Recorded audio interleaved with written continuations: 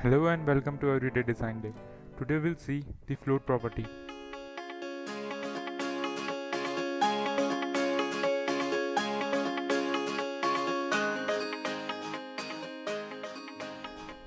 Float is used for positioning of an element. Let's first see some basic concepts of an element. When I not have any width and height, then we can see it is appearing to its full width and the height equals to its text. But if I have any elements height and width, then the element will be bounded to that height and width. So float property can be applied here. If I'll have all the width to the browser, then what is the meaning of applying a float property? So basically, you bound the element first and then you can apply the float property. So the syntax is very simple. You need to only write float and it has 4 values. The first value is none.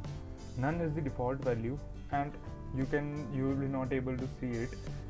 But let's change this to the second value, that is left. See the changes.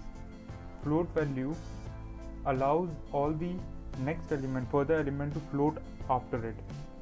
So basically this is specifying, float left is specifying that I will be to the left and the further element can start after me in the same line, in the same flow.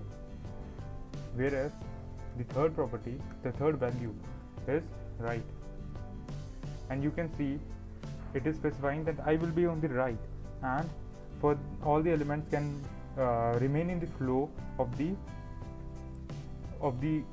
site of the content.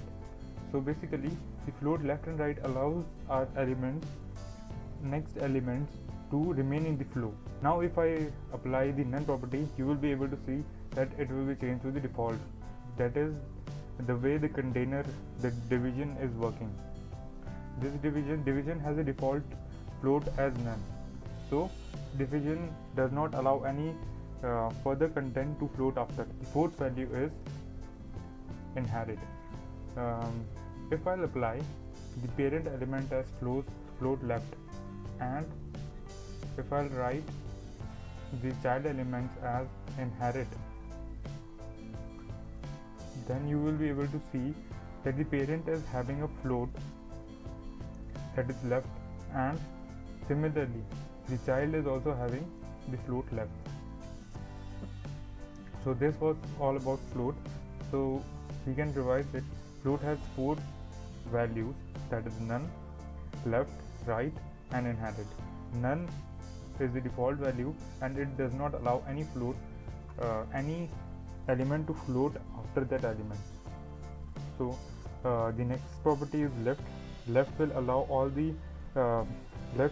the element to reside to the left and allow all the further elements to come in the flow of the content. And the float right property will shift the container where the float right has been applied to the right and all the elements can remain in the flow of the program. Last value of float is inherit. Inherit will inherit the float property from the parent element. So this was all about float.